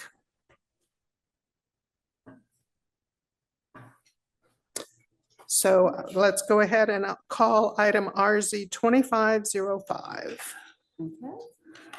This is in regards to a text amendment to Article 8, use provisions, Section 8.21, a use table for all districts except form-based code regarding assembly hall event facility. So as you see in your screen, the purpose of this text amendment is to allow assembly hall event facility only with an approved use permit, which is section 8.5.6.b.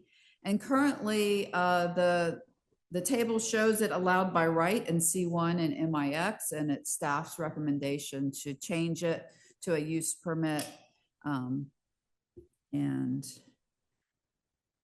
And I just want to let you know, no one made comments on this item at the CZIM in March, but this is what the table looks like. You can see toward the bottom and the highlighted assembly hall event facility. Currently, it is allowed by right in C1 and MIX, but we're requesting that the commission make a recommendation on requiring it now to be a use permit. So with that said, I'll be happy to answer any questions. Do we have any questions? Trey's thinking about a question. He's got a question about his question? What are the downsides to not requiring permits? So the biggest concern is that there's a fair amount of ability for somebody to start up an event facility and possibly kind of it turn into a nightclub or a bar.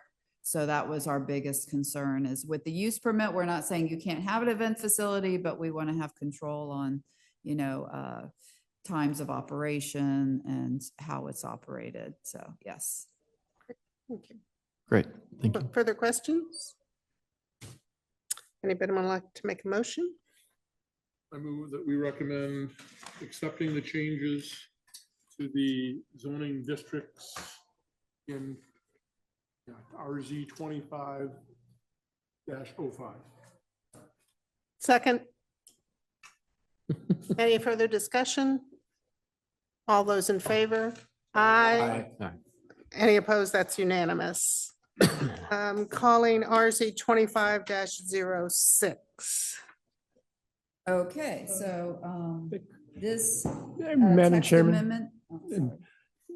I know we did it before the item was called, then checked, but can you, before we actually. Are there any take the vote- public comments Yeah. on RZ 2506? Actually, Madam Chair, we do not.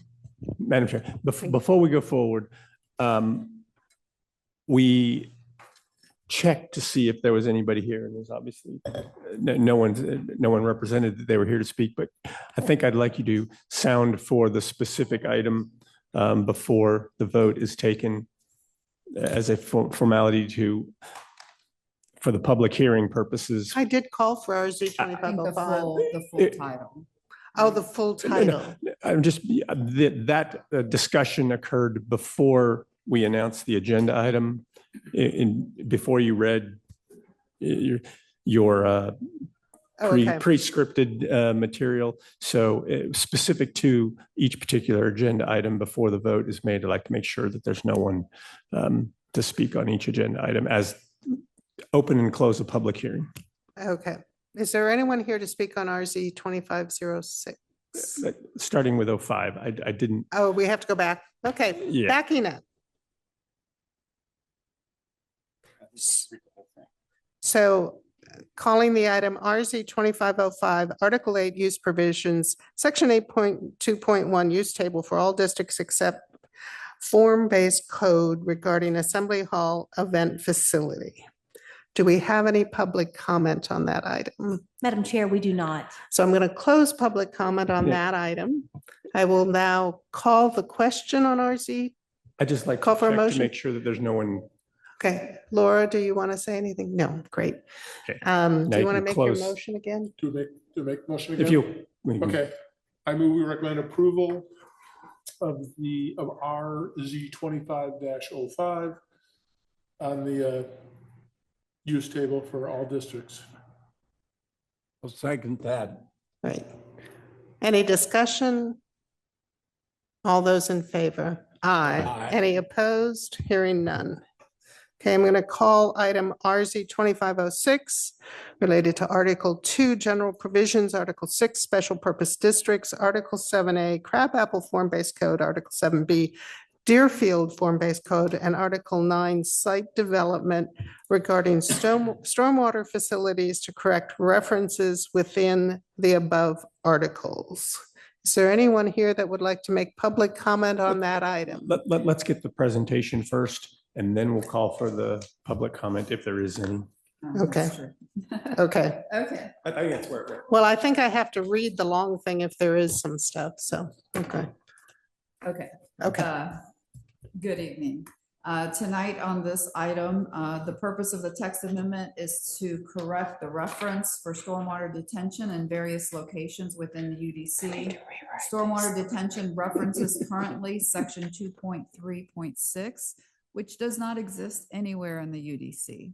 So the correct reference that is being replaced with 2.3.6 is section 10.2.4.c, a detention retention design, which is within Article 10, Streets and Improvements.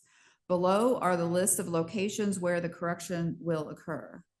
In section 2.1, which is general provisions, lots and structures, the rural Milton overlay, single family standards, rural Milton overlay, commercial, non-single family standards, section 7A, which is the Crabapple Form-Based Code, section 7B, which is Deerfield Form-Based Code, and lastly, section 9, which is site development, detention and retention facilities. This is the section that refers to Article 10.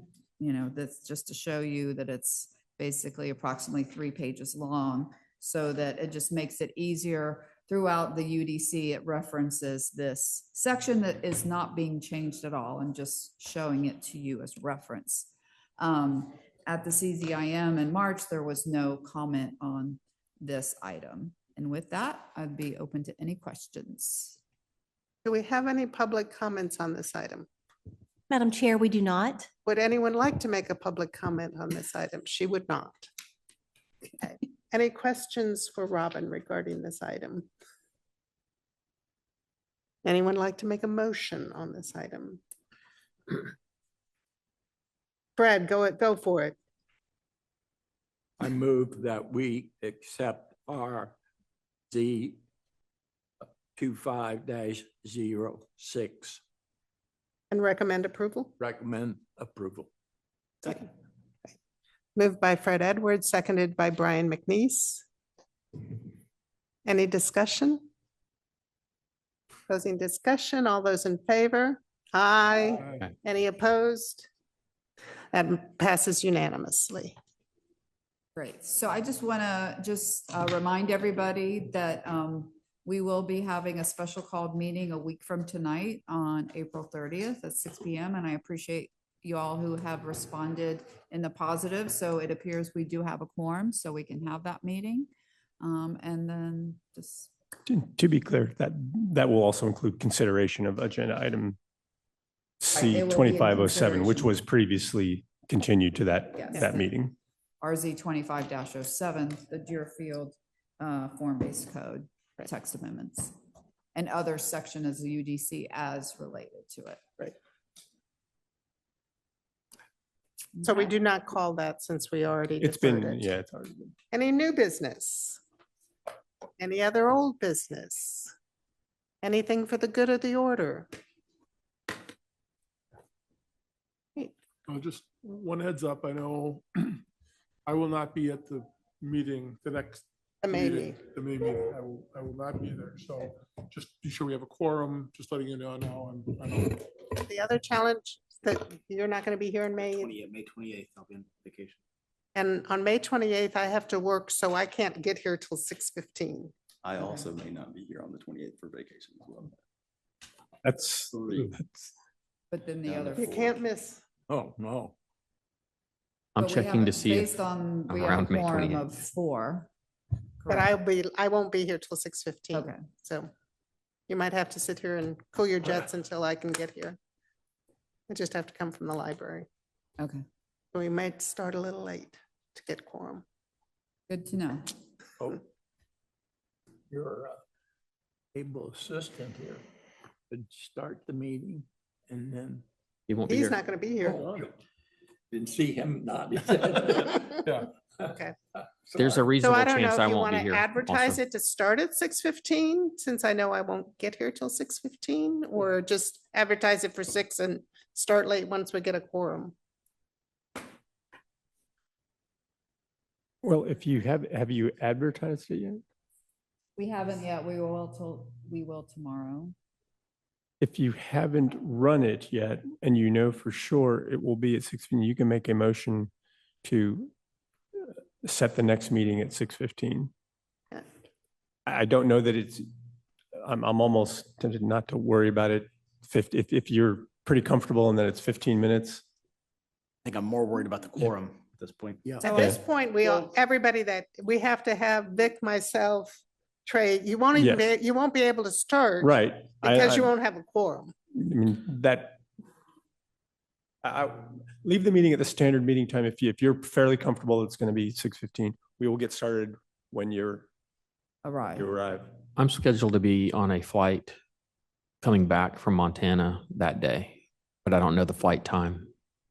So I'll have to get back to you on whether or not I'm going to be here in time for it. So remind me who, because I got some emails and I got 4 in my emails. That was April for the 30th. The 30th. Okay, for April 30th. For the 30th. Not the May 28th. May 28th. Oh, I'm sorry. I'm so sorry. I'm more concerned about Yeah. next week. I'm Yeah, yeah. sorry. But if you have to what we're saying is if you have to advertise May 28th, Oh, I and we see. we may not have quorum, and we won't have quorum until 6:15, Okay. if we have quorum at all. I can advertise. I'm sorry. I thought it was. Leave the other advertisement at meeting. 6:00. We'll get started when you get here. It just makes Assuming we've like, got, yeah. Yeah, it's easier. Okay. mean, Trey's gonna And get here. maybe I can get here by 6:05. Yeah, we'll see.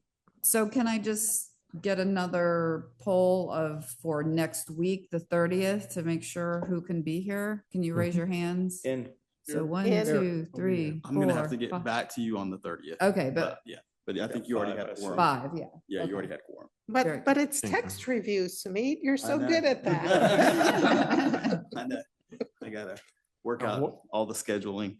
Are we sure on the 28th? So we're okay on the 30th. Now the concern is May 28th. Okay. What time is the 30th again? 6? Same time, 6 PM. Same time, April, same place. you mean Yeah, got it. April 30th, next week is at 6 PM. But we still got a problem for the 28th. And then May 28th, Is iffy. You'll just be late, I'll be late. Won't be Trey's- too late. Trey's still checking his schedule. Trey, and then do we, It's out, Brian's out, Kurt's out. so it's, And I'm likely McNeil. out. but- Trey might be on a Trey's plane. flying west to east, which is never good. Yeah. Takes all day. so, and Commissioner McNeese is up in the air. No, I'm on vacation. I will be. He's one You of the- will one of not the be outs. here. Yeah, Literally. there's potential. Yeah. Exactly. Given how critical Coming out Memorial Day, so yeah. I know, taking that week yeah. off. is, can we move it up a week? I mean, I don't know. if you're- I mean, we have enough time to inform because we only need 14 days, so. Well, I'm glad that. Yeah, Yeah. you just announced it. But can I make a recommendation to the, just solidify, see, I have here over the next couple of days, we'll advertise accordingly. If we don't have a quorum, we'll either move it up or back. But don't we need a motion to move it? We don't have a quorum. Yeah. We can call a special call meeting. Special call meeting. Just But that would, can we do a special called meeting though, that would make it earlier, as long as we have 14 days notice on the 21st, so we don't have to decide till. No, those would be greenlighted. We were gonna originally That week is. cancel this. BBQ. That's the whole last week of school, last week of I have everything. no items. May 21st, is that just as bad? Well, that's the last week of school, everything be out. going out, Hurdles to be out. leaving in a couple days. So as people can do the 21st, No, it sounds like that's bad We, too. we have graduating senior and senior That's trips we're and all getting kinds into of stuff. graduation. That's the whole, yeah, that's the last week of school. How about the week after? June 4th. I'll be 15 minutes late again, but I'll be here. I'll be here. Yeah, so I'll vice still my chair, Braves tickets. vice chair is here, so he could get started. Is that any better the week after? Yeah. Yeah, no, it was much better. Oh, Mhm. oh, I'll be out. I mean, I have to send out letters anyway, and I can like. yeah, because you have to consi- resend out letters about letters, the and then I meetings. can try to, from the information cards, reach out to the people to say that it would be moved, which, to be honest, it's during Memorial Week, so it may work out better. for I'm out on them. June 4th, but it sounds like the other commissioners are good. Okay. Still on vacation. So If do we we think need- we are, then I would make a motion to have a special called meeting on June 4th. If you want to, I mean, I'd love to keep it at the 28th if Commissioner James is going to be there, but why? I hate to cancel a meeting after that. After we just, yeah, after we just went through that. Call a meeting. What?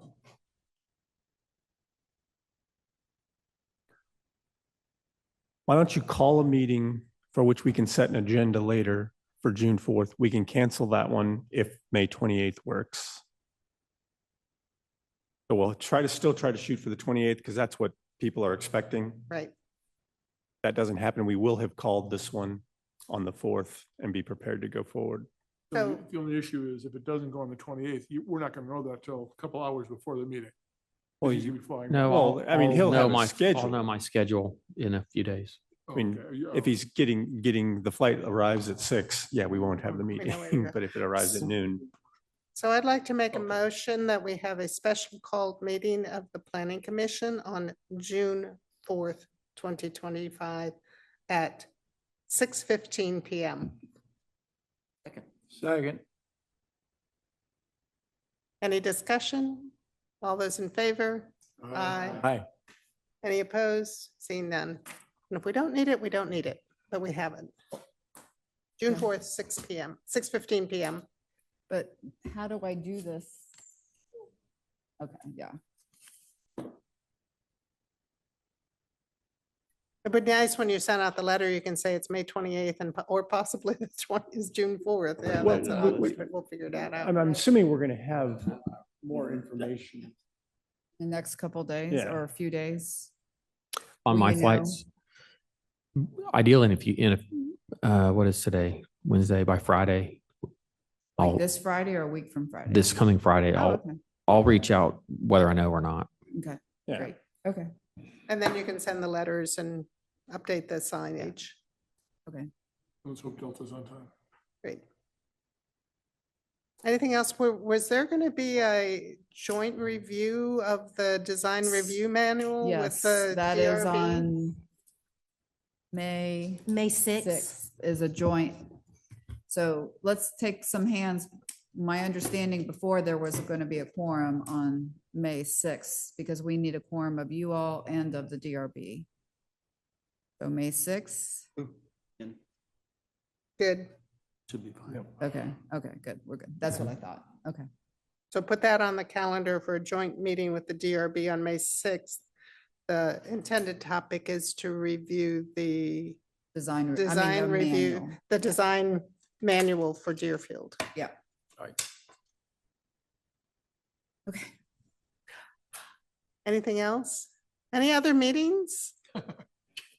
Is there anything else on the May 28th meeting other than the, the second half of the 5 acre road? There is not. Okay. Can I ask a question about the 5 acre? So the gentleman said that they have a petition that they're sending out. What impact will that have? Where does that go? I mean, it's been distributed to different staff members and I think some of the mayor and they've just been sending emails with the link of the petition. But if there's 10,000 signers in opposition, does that change the course of? decisions, or how does that work? Does it have any impact at all? You're taking information, and I mean, the number of individuals that provide the information doesn't change the information provided. You just take the information and make a recommendation to the director. Might impact the developer, the only thing. Is there any need, I mean, it's gone to staff. Is there any specific language that would say, you know, like tonight they had, some people had some suggestions, which we always like to get because it's like, oh yeah, we'd like to, you know, look into, have the staff look into that. Is there any specific suggestions in that petition, or is it just more, we're opposed to this development? Honestly, I have not opened it up and looked at it, so I think it was in opposition, but that is, Yeah. yeah. It wasn't offering alternatives. Okay. Anything else on? The only other question I had was about the T4 permissive. Yes. And are there easily accessible records to show anything with the meetings and then what was specifically voted on, presented and voted on? So there that? are, there's a couple different documents. I would encourage you to go and read, and it's online.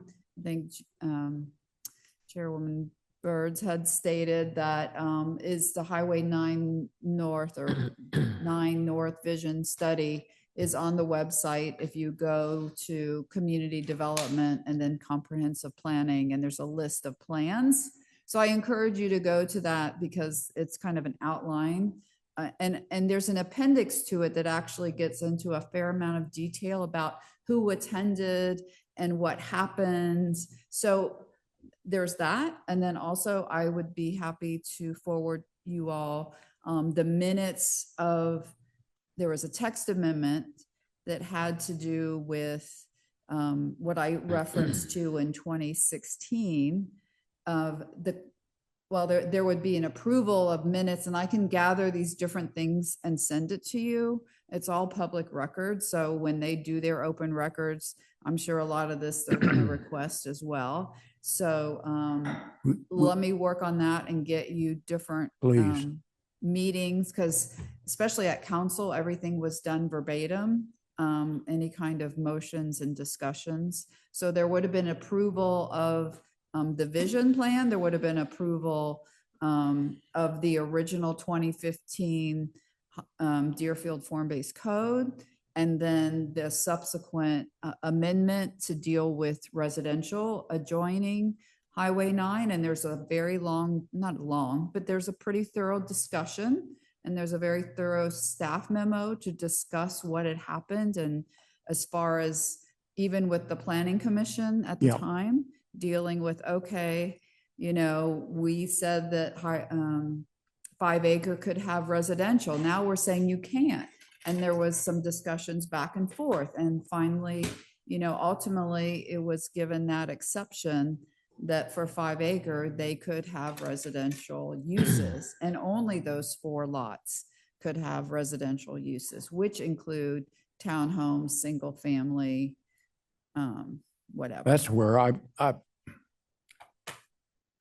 have a problem, certainly in that time, remembering that. So to see it.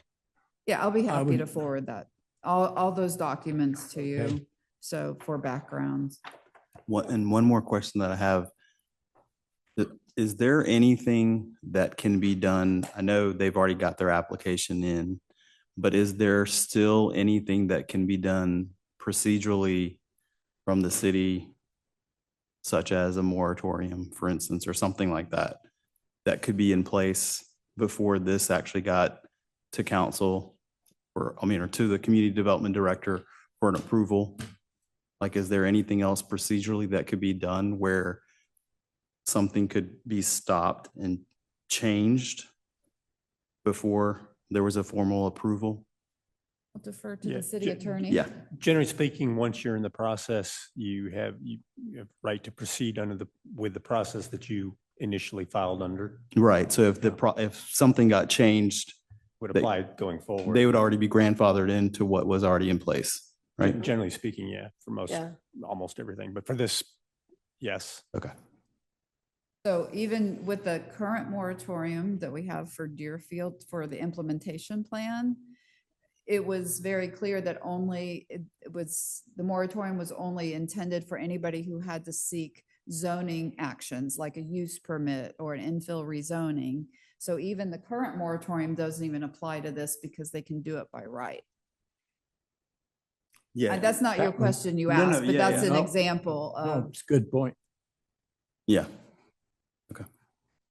So all they really need to move forward is the signature from the development director, and this could be done tomorrow. Is that my Well, I understanding? think we're Kate? Well, totally open to suggestions. I think in the past, you all have given some very good suggestions and recommendations.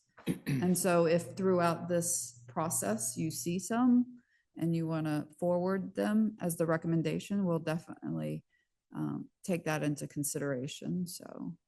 Well, Things like- technically not tomorrow because we still have the second That's half what of the I thought, meeting yeah. on May 28th So or June When you- 4th, whichever When you comes say, first. are you referring to things like traffic studies and hydrology studies, all those things?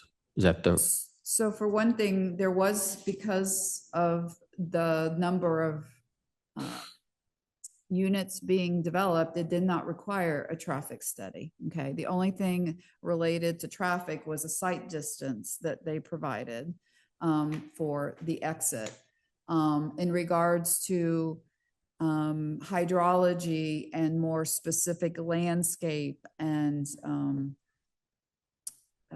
those are the biggest things. All those things that comprise a set of civil drawings and the land disturbance permit, they have to meet all those regulations. Yep. So right now, they don't have the landscape plan, but they're not required to have the landscape plan. right? But maybe through this month, we can ask them, hey, and I think they kind of alluded to it, that they would be willing to be more specific. So those are things that typically aren't done until the time of the LDP or land disturbance permit.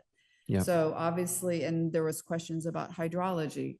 We did ask for a preliminary hydrology study and our engineer evaluated it and decided it was at that point in time sufficient. Now, as they go through the process and it gets more detailed, we're going to make sure everything is met per not just the zoning, but stormwater and landscaping and the whole 9 yards. Well, I think architectural. Yes, also- and that too, yes. DRB. Yes. Because And then I'm we'll be looking at happy. that picture, Yeah. concerned. doesn't follow.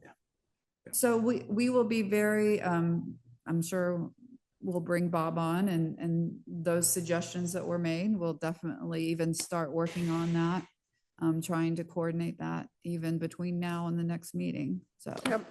So I think in a more general standpoint, it's one of those, they come with a preliminary plat, but it's the idea you get the preliminary plat, make sure you're meeting all the requirements before you invest additional money Right. to figure out finishes and get your landscape plans developed. So it's a kind of there's a set amount they have to invest to make sure they meet requirements. And then if they meet requirements, they're willing to invest more on all these other more detailed plans.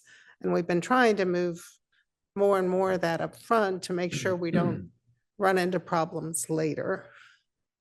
And how about the Highway 9 plan? Does that overlay on top of, it sounds like their development currently is being built without understanding of what the Highway 9 plan will look like. The highway, the transportation portion of it. Right. Right, so that is correct, and that's what Robert Del Ross was saying, that at this point in time, we don't have a firm plan, and that's why the Public Works asked for that 30-foot reserve area. I mean, they may or may not need that full amount, but they understand that's this quote unquote sacrifice they kind of have to make to proceed with the project. And I spoke to Rob today. I mean, you're looking at 2.5 years before we even get a design. So it won't impact them in the development. Right, I mean, so it will impact them eventually, but it doesn't Eventually, impact right. this Just don't know what the actual impact development. is. So yeah, one question I had about that because there were some comments about, I don't know, a median or something like that, that's going to be now in place on Highway 9. Is that right? So that's to be determined, but my understanding is that that we like to limit points of access, full access, because that helps to lessen the amount of accidents and problems. But again, that has not been totally designed yet. So we don't know for sure. But like that, who is going to make that final decision on median? Is it because the city's taken over the project? Is it going to be the city's decision?